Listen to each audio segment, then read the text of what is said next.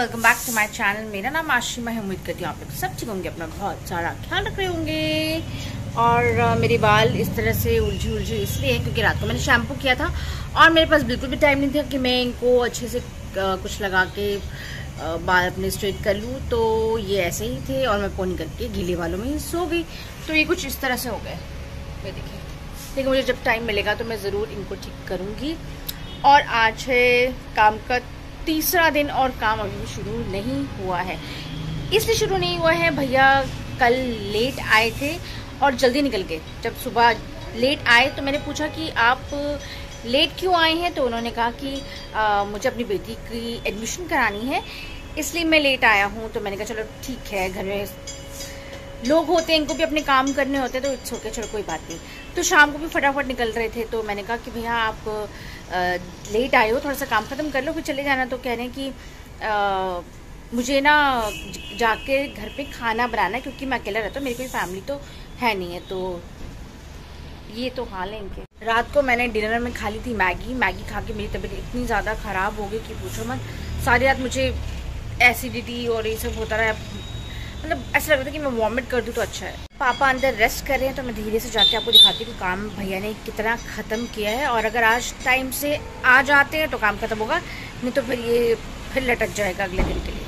अभी कोई लाइट तो नहीं चल रही जो मैं आपको अच्छी तरह से दिखाऊँ, लेकिन जितनी भी लाइट खिड़की से आ रही है उसमें दिखाने की मैं आपको पूरी कोशिश करती हूँ।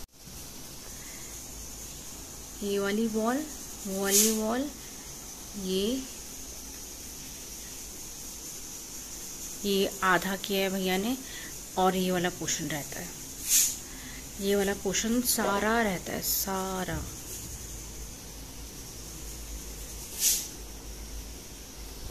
दूसरे रूम में भी ये हुआ है, इस पे तो खैर कुछ और काम होगा। ये हुआ है और ये वाली वॉल हुई है।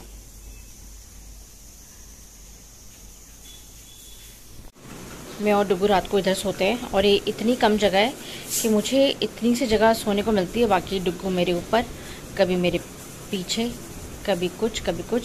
डुगू मेरे को जगह ही नहीं देता बिल्कुल भी सोने की। ये रहे मेरे 5 बादाम, 2 खजूर और 1 अंजीर शायद धोई हुई नहीं है इसलिए ऐसे लग रही है आपको। इसमें थोड़े से चिलगोज़े और पिस्ता और काजू भी होता है, लेकिन वो भी ख़त्म हो गया। तो मैं सोच रही थी कि पहले सारा मेरा काम ख़त्म हो जाए उसके बाद जो है मैं ऑर्डर करूं।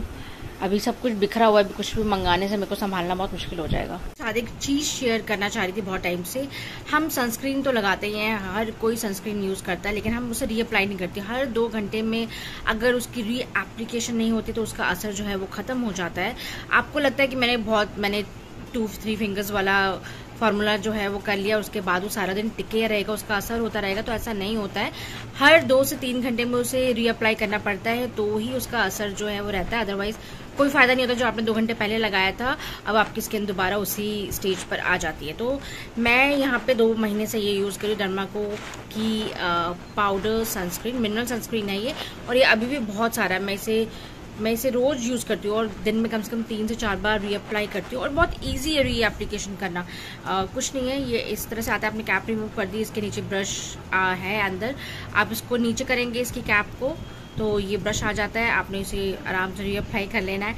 आपने मेकअप कर रखा हो तो भी बहुत ईजी है रीअप्लाई करना, अदरवाइज भी बहुत ईजी है रीअप्लाई करना। और सबसे बड़ी बात ये है कि ये मैट सनस्क्रीन है। अभी गर्मियों में इतनी ज़्यादा स्किन ऑयली हो जाती है, जिसकी नहीं भी स्किन ऑयली होती है उसकी भी स्किन ऑयली हो जाती है क्योंकि बाहर निकलते पसीना आता है और सनस्क्रीन हमारी निकल जाती है। तो ये वैसे भी बहुत अच्छा है। ये मेरे को जब से मैं इसे यूज़ करती हूँ मुझे ऐसा लगता है कि मेरा मेकअप भी सेट करके रखता है ये, और धूप से तो बचाता है ये। तो अगर आपके जहन में ये चीज़ है कि मुझे जो है सनस्क्रीन लेनी है तो प्लीज़ इसके बारे में ज़रूर सोचिएगा। बहुत अच्छी सनस्क्रीन है, बहुत अच्छी, अदरवाइज़ मैं कभी रिकमेंड नहीं करती आपको। ये वाली सनस्क्रीन लगा के आई हूँ डर्माको की और मैंने कुछ नहीं लगाया, मैंने सिर्फ वही लगाया और टू गुड। पापा कह रहे हैं कि ना तुम्हारे ब्लॉग में ये दिखता होगा तो इसको चेंज कर लो, इसमें जंग लग गया। मैंने कहा आप तो कहते हैं ओल्ड इज गोल्ड, हर चीज़ पुरानी फेंकी नहीं जाती। तो फिर मैंने इसको चेंज नहीं किया क्योंकि अगर अपनी मर्जी से मंगाने लग जाऊंगी तो फिर कहेंगे तुम्हें पैसों की कदर नहीं है, तुम हर चीज़ को चेंज करना चाहते हो। तो फिर मैंने नहीं किया और अब कह रहे हैं कि चेंज कर लो।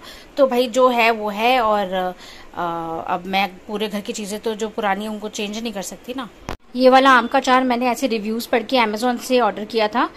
1 केजी का था ही और अब इतना सा रह गया, लेकिन ये बहुत टेस्टी अचार है, बहुत बहुत अच्छा अचार है। अगर मतलब इतनी आसानी से ऑनलाइन मिलता नहीं है अचार, पता नहीं होता, किसी में नमक बहुत तेज होता है, किसी में मसाले बहुत तेज होते हैं। स्पेशली जो मुझे प्रॉब्लम थी वो नमक तेज की थी, नमक बहुत ज़्यादा तेज होते हैं बाहर के अचार में, लेकिन इस अचार में सब कुछ इतना परफेक्ट है। अब तो खत्म होने वाला है, नेक्स्ट बॉटल ऑर्डर करने का टाइम आ गया है। पहली थाली जो खाने की है वो हमेशा पापा की तैयार होती है, उसके बाद सब खाते हैं। और ये डाल रही हूँ पापा की दही में मैं थोड़ा सा पिंक सॉल्ट। ये रे खाना में राजमा, दही, अचार, चावल और सैलड में सिर्फ क्यूकम्बर है और मेरे पास कुछ नहीं था। पहला जो खाना है वो हम पापा को ही देते हैं, और घर में जब आप बड़ों को प्यार और इज़्ज़त देते हैं ना तो घर का माहौल अपने आप ही ठीक हो जाता है। और एक एज में आके ना मुझे लगता है कि पेरेंट्स को प्यार और रिस्पेक्ट के सिवा कुछ चाहिए नहीं होता, यही सबसे चीज़ मायने रखती है उनके लिए। 3 बज गए हैं और मैं भी खाना खा लेती हूँ, लेकिन यहाँ का पंखा चल रहा है, पंखा बंद कर दूँ पहले। ये ऑफ क्यों नहीं हो रहा?